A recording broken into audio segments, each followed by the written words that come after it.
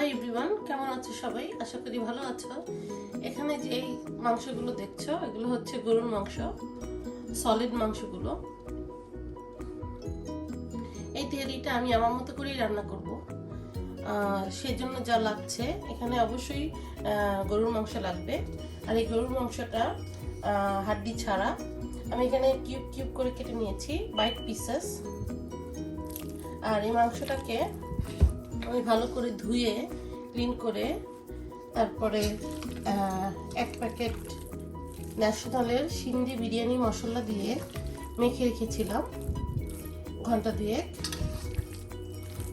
আর তার সাথে একটু অলিভ অয়েল দিয়েছি। এখানে বেশ অনেকটা মাংসই আছে। এখন আমি আরো কিছু মশলা অ্যাড করব, তারপরে এটা মেখে রাখবো ওভারনাইট।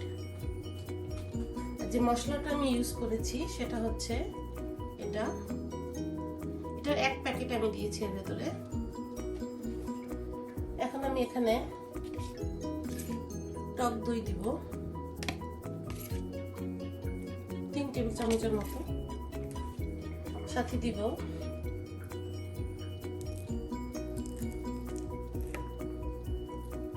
দুই টেবিল চামচের মতো ক্যাশু নাট, কিশমিশ আর পোস্ত দানা বাটা। আর এখানে আছে 2 টেবিল চামচের মতো জিরা বাটা। আর দিব 2 টেবিল স্পুনের মতো, একটু বেশি। এখানে সমস্ত গরম মশলা যা যা আছে আমরা যা যা ইউজ করি, যেমন লং, দারচিনি, জয়ফল, জয়িত্রী, তারপরে হচ্ছে গোলমরিচ, তেজপাতা, সবকিছু। আর এর সাথে যা দিব বড় এলাচ আর হচ্ছে স্টার মশলা। এই দুটো জিনিস আমি গোটা গোটা দুটো স্টার মশলা আর 4টা বড় এলাচ। এখন এই মশলাগুলো দিয়ে ভালো করে আবারও মেখে রাখবো মাংসটাকে। এখানে আমি সব মশলাই নিজের পছন্দ মতো ইউজ করেছি। আমি একটু তেল অ্যাড করব।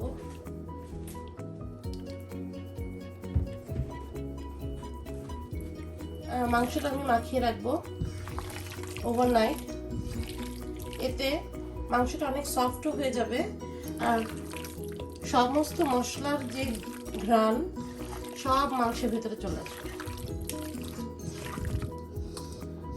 এই তো আমার মাখানো হয়ে গেছে। মাংসটাকে এখন আমি রেখে দিব সুন্দর করে ঢেকে। আমি চলে এলাম আবার তেহারিটা রান্না করার জন্য, যেটাকে আমি ওভারনাইট ম্যারিনেট করে রেখেছিলাম। আমি একটা হাঁড়ি দিয়ে দিলাম। আমি একটু বেশি পরিমাণ রান্নাটা করব, এই জন্য হাঁড়িটা একটু বড়ই দিলাম। হাঁড়িটা একটু গরম হয়ে আসলে তেলটা দিব। আর আমি কালিজিরা পোলাও চাল ইউজ করতেছি। আমি আমার পোলাও চালটাকে পানি দিয়ে ধুয়ে ভিজিয়ে রেখেছি। এখন আমি তেল দিয়ে দিলাম পরিমাণ মতো। পেঁয়াজ কুচি, এখানে আমি 2.5 কাপের মতো পেঁয়াজ কুচি অ্যাড করলাম। আমি পেঁয়াজের ভেতরে 3-4টা তেজপাতা ছিঁড়ে দিয়ে দিলাম। বারবার একটু নেড়ে দিতে হবে, তাহলে পেঁয়াজটা এক সাইড বেশি পুড়ে যাবে বা বেশি কুক হয়ে যাবে। এই পর্যায়ে এসে আমি গ্রেট করা আদা আর রসুন অ্যাড করব। প্রথমে আমি রসুন দিয়ে দিলাম 2 টেবিল চামচের মতো, আদাও 2 টেবিল চামচের মতো।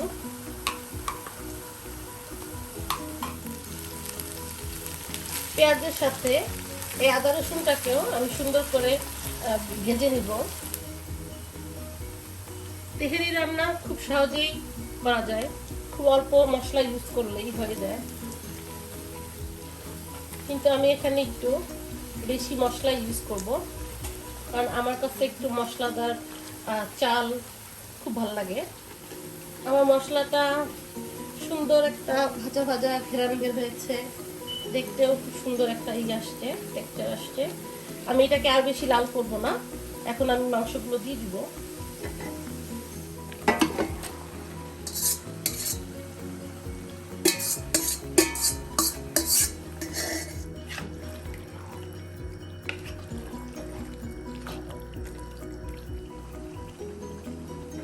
আমি এখন মাংসটাকে ঢেকে দিব। চুলার আঁচটা অল্প করে দিব। আমি এটা অল্প আঁচে কুক করব। আমাদের ঢাকনাতে যে একটা ছিদ্রি থাকে, এটা আমি টিস্যু পেপার দিয়ে বন্ধ করে দিব।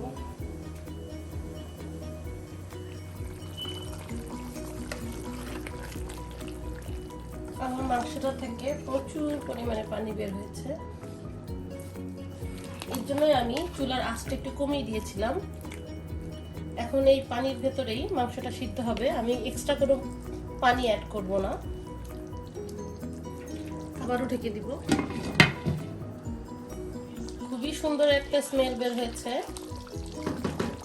আমি এর ভেতরে এখন 2 টেবিল স্পুন সুগার অ্যাড করব। এই সুগারটা অ্যাড করলে যা হবে, একটা ব্যালেন্স ক্রিয়েট করবে। খাবারের টেস্টটা টোটালি ডিফারেন্ট আসবে। আর এই 2 টেবিল স্পুন সুগারের জন্য তেহারিটা কিন্তু একটু সুইটনেস লাগবে না, কারণ এটা খুবই সামান্য পরিমাণের। কেউ যদি অ্যাভয়েড করতে চান সেটাও করতে পারেন, কিন্তু আমি দিয়ে দেখেছি এতে টেস্টটা খুবই সুন্দর আসে। আমি একটু কেওড়া জল অ্যাড করব। ঢেকে দিলাম। আমি এখন এর ভিতরে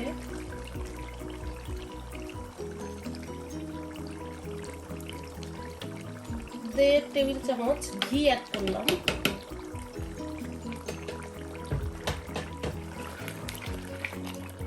আমার মাংসটা সেদ্ধ হয়ে গেছে। এর ভেতরে আমি 1 কাপ রেগুলার মিল্ক অ্যাড করব।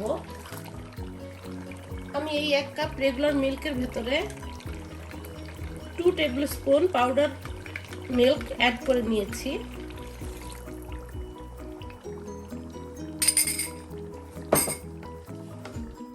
এখন আমি মাংসটাকে আরো প্রায় 10-15 মিনিট ঢেকেই রান্না করব, যতক্ষণ না পর্যন্ত মাংসটা মাখা মাখা একটা টেক্সচারে চলে আসছে।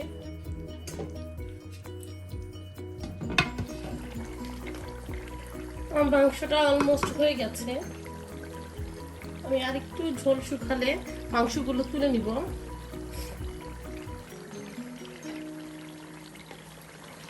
এভাবে করে কিন্তু আমরা গরুর রেজালাও করতে পারি, কিন্তু মাংসটা তখন একটু বড় বড় পিসেস করে কাটতে হবে, এই সাইজ না।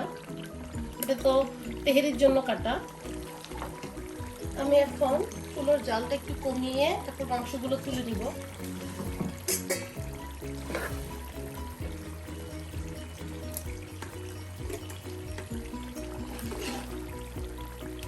আমি সব মাংসগুলো তুলে নিয়েছি। আর এখানে একটু মশলা রয়ে গেছে, এটা আমি ইচ্ছে করে রেখেছি। আমি এই মশলাটার ভিতরেই চালটা সুন্দর করে ভেজে নিব।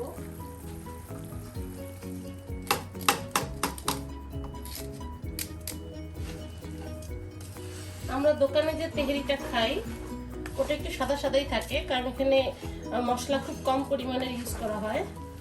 খুব সামান্য পরিমাণ টেস্টিং সল্ট ইউজ করবেন, তাতেও কিন্তু টেস্ট ভালো আসে। আমি এখানে আমার এই কফি কাপের 5 কাপের মতো চাল ইউজ করেছি। এর জন্য আমি 8.5 কাপ পানি এর ভেতরে দিব, কারণ আমি অলরেডি চালটাকে ধুয়ে ভিজিয়ে রেখেছিলাম লাইক হাফ এন আওয়ার। তারপরে এটা ছেঁকে নিয়েছি। তো অলরেডি আমার চালটা কিন্তু ভেজানো। এর থেকে বেশি যদি আমি ইউজ করি তাহলে আমার তেহারিটা খুব সুন্দর ঝরঝরা হবে না, একটু আঠালো ভাব চলে আসবে। তো এর জন্য আমি 8.5 কাপ গরম পানি অ্যাড করব। আর চালটা কিন্তু খুব সুন্দর করে ভেজে নিব। আর আমার এর ভেতরে কিন্তু মাংস তুলে নেওয়ার পরে যথেষ্ট পরিমাণের তেল ছিল, আমি আর এক্সট্রা কোনো তেল বা ঘি অ্যাড করব না। এই তেহারিটা কিন্তু শুধু সরিষার তেলেও করা যায়, সেটাও অনেক টেস্ট হয়। আমি আজকে অলিভ অয়েল আর ঘি মিক্স করে করেছি। এখন আমি মাংসগুলো দিয়ে দিব, ওকে মিক্স করে নিব। আমার মাংসের পরিমাণ খুব সুন্দর হয়েছে, বেশি হয়েছে ডালের থেকে। আমি গরম পানিটা দিয়ে দিব।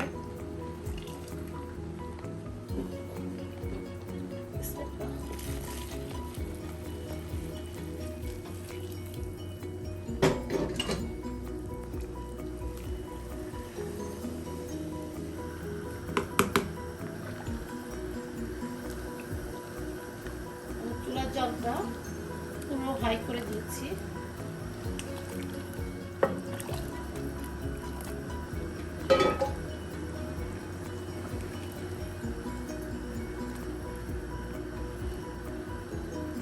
এই তো আমার পানি দেওয়া হয়ে গেল। এখন আমি একটু হাই হিটে এটাকে বলক নিয়ে আসবো। আমার লবণ লাগবে, আমার বেশ লবণ অ্যাড করতে হয়েছে, বড় বড় 2 টেবিল স্পুনের মতো। এখন আমি জলটা একটু কমিয়ে ঢেকে দিব।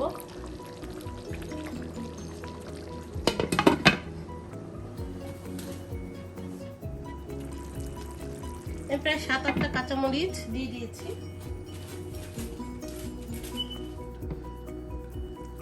আমি রাইসটাকে উল্টে দিয়েছি।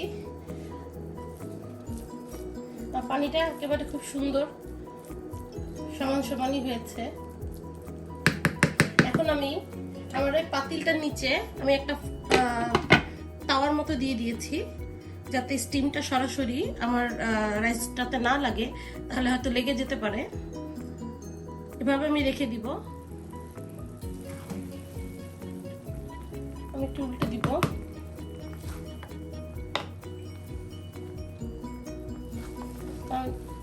না হলে নিচেরটা বেশি আবার সেদ্ধ হয়ে যাবে চাল, তখন সুন্দর হবে না। এর উপরে একটু কেওড়া জল দিয়ে দিব।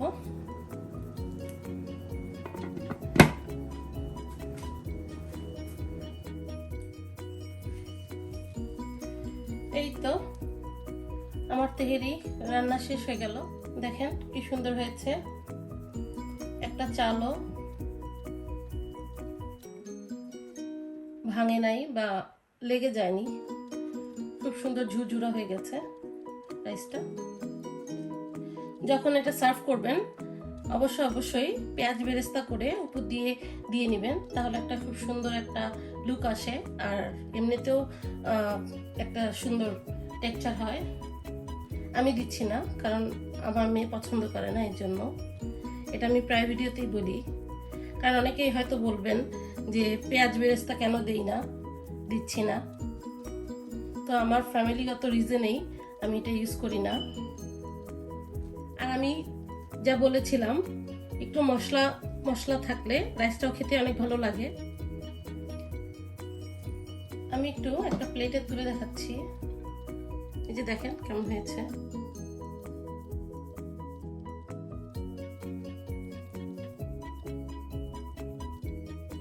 আমার এই রেসিপিটা যদি ভালো লেগে থাকে তাহলে অবশ্যই বাসায় একবার ট্রাই করবেন, ফ্যামিলি আর ফ্রেন্ডসদের সাথে শেয়ার করবেন, আর আমার চ্যানেলটাকে সাবস্ক্রাইব করবেন। Thank you for watching.